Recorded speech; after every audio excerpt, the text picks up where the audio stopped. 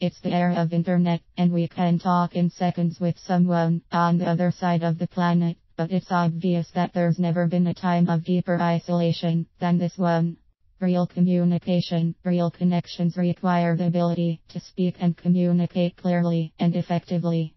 They need more though. What they need most of all is understanding without hearts, and the willingness and ability to put yourself in someone else's shoes, and the courage to look at things from different angles and perspectives.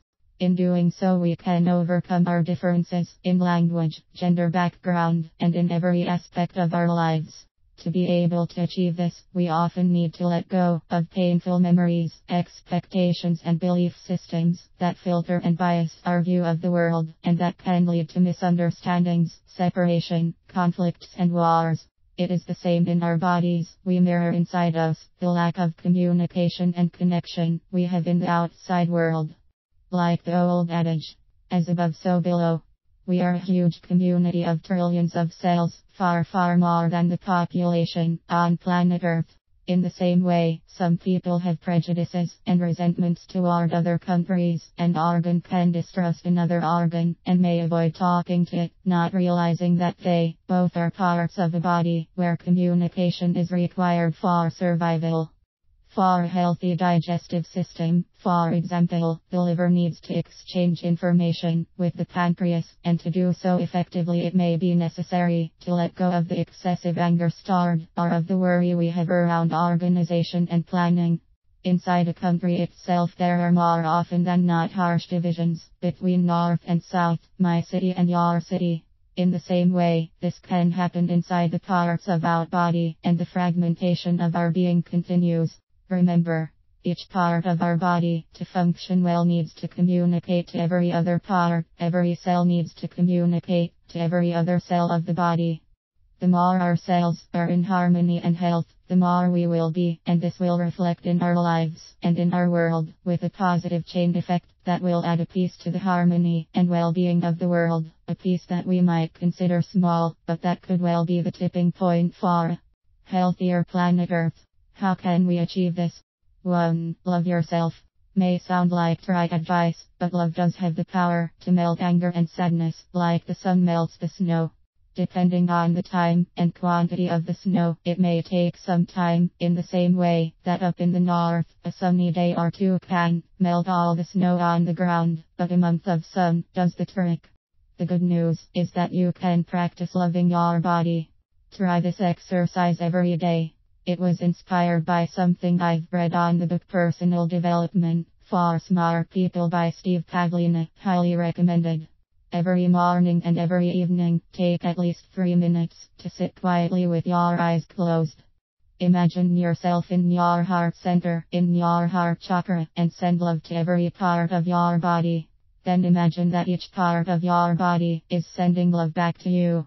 According to how much time you have, you can do a section of your body and an organ at a time, or an inch of your body every minute.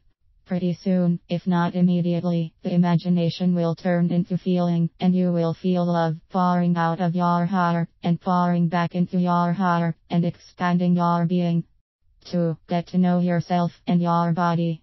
Focus for a day or for a week on an organ, on an endocrine, or on a body part, and learn something about it, how it works both from an Western medical perspective and from an Eastern medical perspective. Focus on it as if it was a person, to get to know though, with its likes and dislikes, with its personality. Experience it. Close your eyes, take some deep breaths, and imagine becoming smaller, so that you are about the same size of the part you want to experience. Imagine going into your body and starting a conversation with the organ. Greet it, and wait for the answer, or for lack of it. You may hear it reply to you, you might see words, or feel them, or have a sense of them. Whatever you get, don't second guess it. If you don't hear or see or feel anything, ask yourself, if I were hearing something from it, what would it be? Ask yourself, how does it greet you? Is it friendly? Disgruntled? Does it answer at all? What personality do you feel it has? Ask its likes and dislikes, what it believes about life, about the other parts of your body. You are in for surprises and wonder. Listen with your heart, instead that with your head only. Go into the heart space before talking to part of your body in order to listen and connect more fully. Become friends with your organs. If you want to experience it at a deeper level, and if you feel it's appropriate at the time, you may merge with it, but according to the issues, beliefs and emotion present for you are stored in an organ, this may even be emotionally overwhelming and not advisable. Use your own discernment. You can get a lot of information and feelings just by talking to it and noticing how you feel. Do you feel defensive? Were you defensive before talking to your stomach or thymus? Are you feeling angry? Fearful? You may be mirroring your own body's issues, your own issues, and this may give you lots of clues to the issues. You may get images of events happened in the past or stray thoughts that at first glance have nothing to do with the organ. Just notice everything, ask questions based on what you are getting, write everything down after the exercise. Go deeper if you have time. Imagine yourself getting even smaller and talk to different parts of the same organ, or even smaller, and befriend individual cells, their organelles, or their atomic and subatomic particles. 3. Clear the issues you find.